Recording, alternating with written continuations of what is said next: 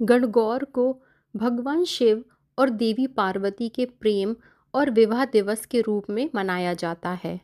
अलगाव के कई दिन और महीनों के बाद देवी पार्वती भगवान शिव के साथ फिर से आए थे।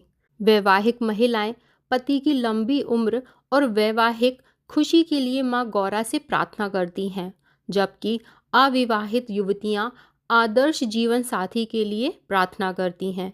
तो आइए सुनते हैं गणगौर की पौराणिक कथा। एक समय की बात है, भगवान शंकर माता पार्वती जी एवं नारद जी के साथ भ्रमण हेतु चल दिए।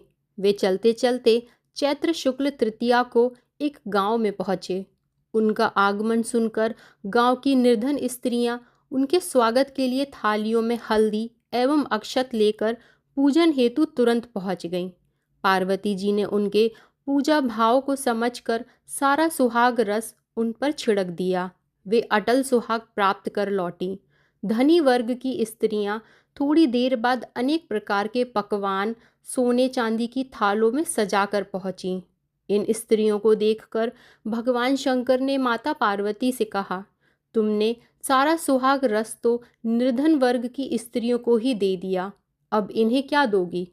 पार्वती जी बोली, प्राणनाथ, उन स्त्रियों को ऊपरी पदार्थों से बना रस दिया गया है, इसीलिए उनका रस धोती से रहेगा, परंतु मैं इन धनी वर्ग की स्त्रियों को अपनी अंगुली चीरकर रक्त का सुहाग रस दूंगी, जो मेरे समान सौभाग्यवती हो जाएंगी।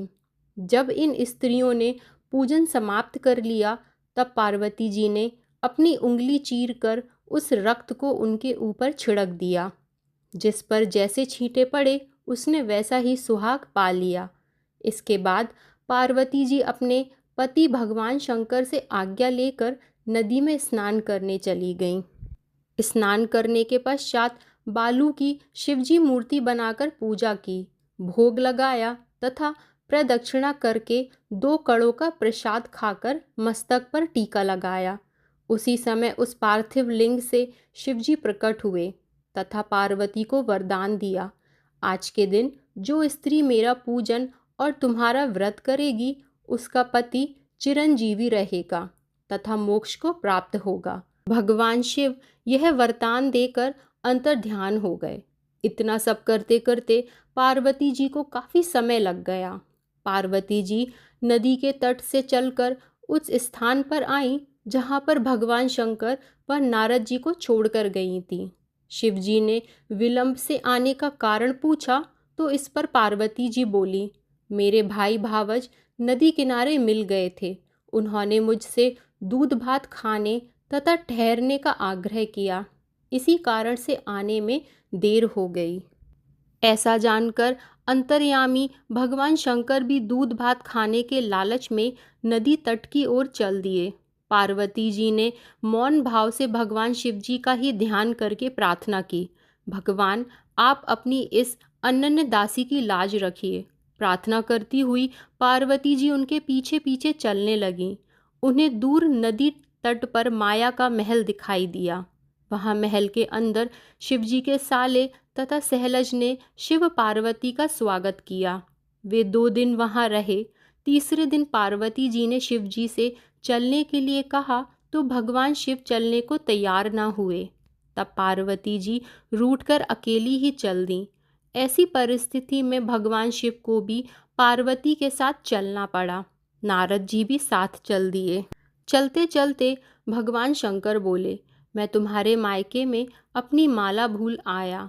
माला लाने के लिए पार्वती जी तैयार हुई तो भगवान ने पार्वती जी को ना भेजकर नारद जी को भेजा। वहां पहुंचने पर नारद जी को कोई महल नजर नहीं आया। वहां दूर दूर तक जंगल ही जंगल था। सहसा बिजली कौंधी नारद जी को शिवजी की माला एक पेड़ पर टंगी दिखाई दी। नारद जी ने माला उतारी और शिवजी के पास पहुंचकर यात्रा कर कष्ट बताने लगे। शिवजी हंसकर कहने लगे, यह सब पार्वती की ही लीला है। इस पर पार्वती जी बोली, मैं किस योग्य हूँ, यह सब तो आपकी ही कृपा है। ऐसा जानकर महर्षि नारद जी ने माता पार्वती तथा उनके पतिव्रत प्रभाव से उत्पन्न घटना की मुक्त कंठ से प्रशंसा की। तो दोस्तों, यह थी गणगौर की पौराणिक कथा। हम आशा करते हैं आपको यह कथा अच्छी लगी होगी। ऐसी ही और रोचक कथाओं के लिए हमारे चैनल को सब्सक्राइब करें और वीडियो अच्छा लगा हो तो लाइक और कमेंट ज़रूर करें। ओम नमः शिवाय।